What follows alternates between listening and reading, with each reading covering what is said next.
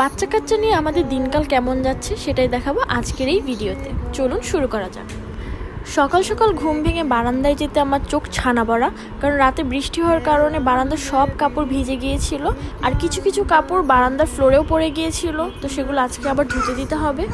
ঘুম থেকে উঠে আসলে রান্নাবান্না করতে তেমন একটা ভালো লাগে না, যে পরিমাণে গরম পড়েছে সেই জন্য ফ্রোজেন ফুডগুলো আসলে অনেক বেশি হেল্পফুল হয়, যদিও খাওয়া ঠিক না, কিন্তু তারপরও সময় স্বল্পতার কারণে এগুলোই লাইফ সেভার হিসেবে কাজ করে। আচ্ছা, আপনারা যারা লাইনের গ্যাস ইউজ করেন তারা একটু কমেন্ট করে জানাবেন তো আপনাদের এলাকাতে গ্যাসের কী অবস্থা। আমাদের এখানে তো খুবই বাজে অবস্থা। এগুলো ছিল গতকালকের ধোয়া কাপড় চোপড়, যেগুলো আমার মেড এখানে এনে রেখে দিয়েছিল, আমি ফোল্ড করিনি। আজকাল শরীরটা একটু বেশি খারাপ লাগছে আমার, জানি না কেন, হয়তো গরম বেশি পড়ার কারণে। আপনাদের এলাকাতে গরম কেমন পড়ছে কমেন্ট করে জানাবেন। একটু পর আসবে আমাদের নাহার বেগম। নাহার বেগম এসে আমার ঘরে যত কাজ আছে করে দিয়ে যাবে, তো ওর কাজ কাম নিয়ে চিন্তা নাই। আর এদিকে আমার ছোট মেয়ে এখনও বিন্দাস হয়ে ঘুমাচ্ছে। আমার হাজব্যান্ডকে নিচে শুতে দেখে আপনারা ভাববেন না যে তার সাথে আমার ঝগড়া হয়েছে, আসলে চারজন খাটে শুতে অনেক কষ্ট হয়ে যায়, এই কারণে আমার হাজব্যান্ড নিচেই একটা ম্যাট্রেস বিছিয়ে শুয়ে পড়ে। আমার হাজব্যান্ড তার মেয়েদের জন্য যেরকম স্যাক্রিফাইস করে আমি অন্য কাউকে এরকম করতে দেখিনি। উনি ভীষণ ধৈর্যশীল একজন মানুষ। সারাদিন অফিস করে এসে বাসায় এসে বাচ্চাকে রাখবে, তখন আমি রান্নাবান্না করব, তারপর খাওয়া দাওয়া করে তারপর সে কন্টেন্ট বানিয়ে ঘুমাতে যাবে।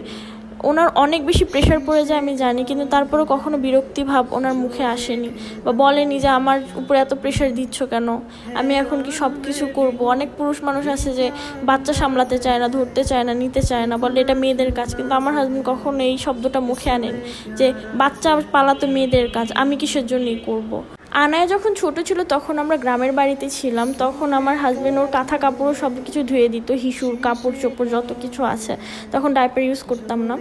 তো আমার হাজব্যান্ডকে আশেপাশের মহিলারা এসে বলতো, কী রে লিমন তুই এগুলা ধুচ্ছিস কেন, তুই কি মাতারি নাকি, মানে মহিলা নাকি, এরকম মাঝে বাজে কথা বলতো। তো আমার খুব রাগ হতো যে তোমার হাজব্যান্ড তোমার কেয়ার করে না, আমার হাজব্যান্ড আমার কেয়ার করতে, তাতেও তোমার হিংসা এমন জ্বলতেছে। অফিসে যাওয়ার আগে মেয়েকে আদর করে রেখে গেল, তার বাবাকে যেতে দেখলে সে কান্নাকাটি করতে শুরু করে দেয়। ওর বাবা একদম চলে না যাওয়া পর্যন্ত আমার মেয়ে এইভাবে তাকিয়ে থাকে ওর বাবার যাওয়ার রাস্তার দিকে। এটাই হয়তো বাবা মেয়ের ভালোবাসা। তো আপনারা সবাই ভালো থাকবেন, সুস্থ থাকবেন, দেখা হবে পরের কোনো ভিডিওতে।